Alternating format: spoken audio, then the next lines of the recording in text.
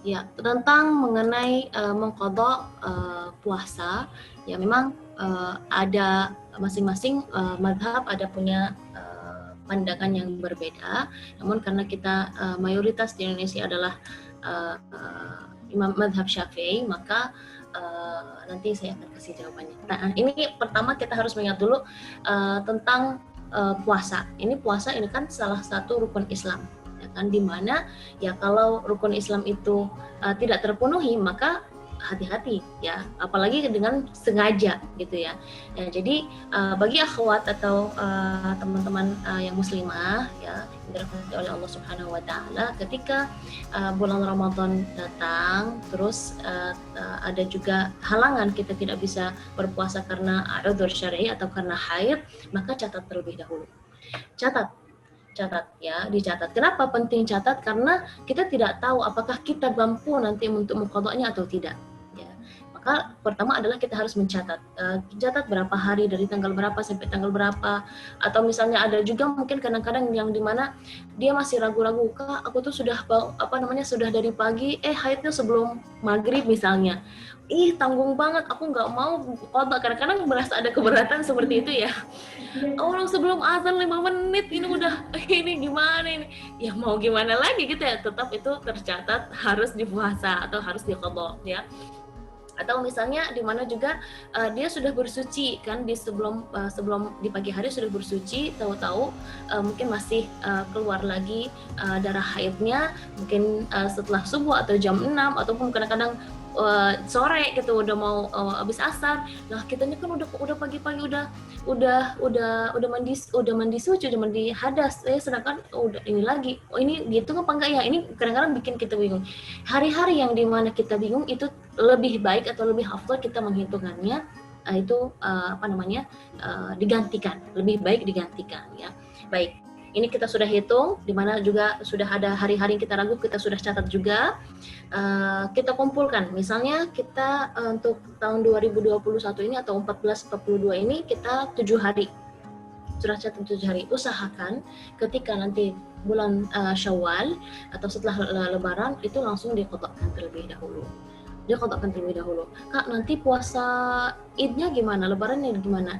Tidak apa-apa, usahakan dulu ini bayar utangnya dulu. Kita nggak tahu kita hidup atau enggak ya. Nah mungkin Kak, istri Nabi aja, mungkin ini juga ada menjadi alasan nih teman-teman.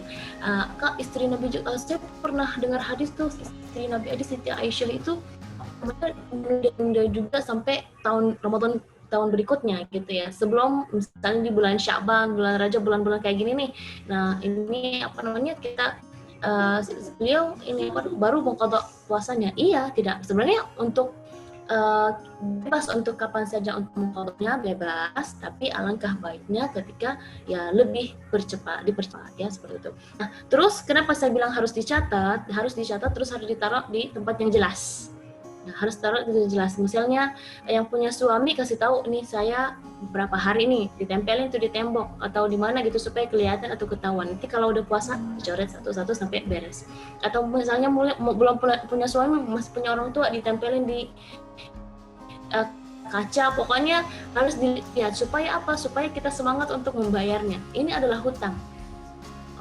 Puasa itu yang ketika di masa haid itu adalah hutang yang dimana kita harus menggantikannya. Nah, bagaimana kita mengqadha'nya? Yaitu qadha'nya adalah ya kita harus menggantikannya dengan puasa, ya harus menggantikannya dengan puasa. Nah, gimana ya Kak kalau misalnya tuh aku tuh kalau yang masa-masa lalu tuh masih masa ABG, aku tuh lupa berapa kali aku nggak puasa, terus udah lupa juga berapa hari. Itu bagaimana? Itu menurut dalam mazhab Imam Syafi'i itu dibayar fidyah. Fidyahnya itu seperti apa? Fidyahnya itu adalah it'am miskin. Kita memberi makanan satu hari untuk satu miskin, seperti itu. Jadi kira-kira aja.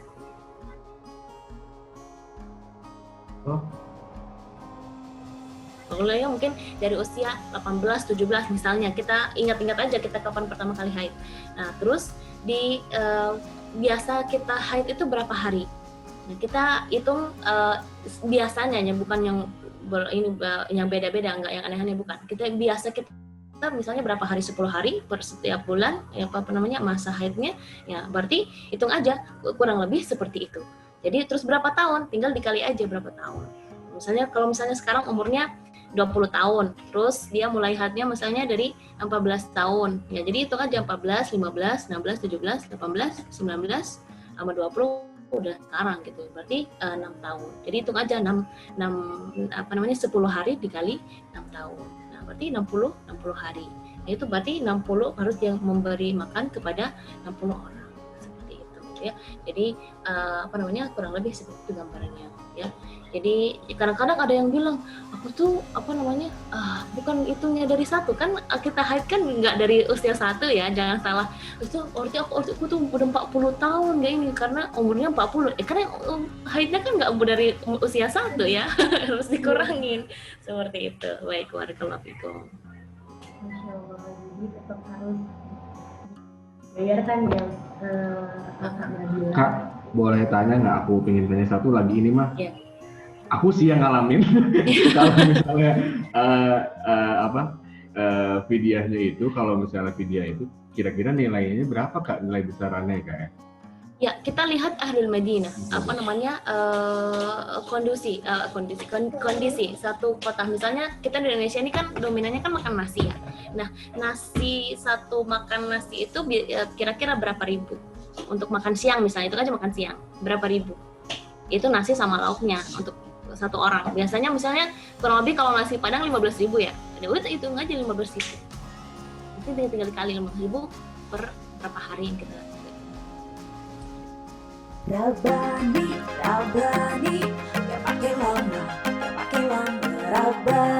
Rabbani, super praktis multifungsi.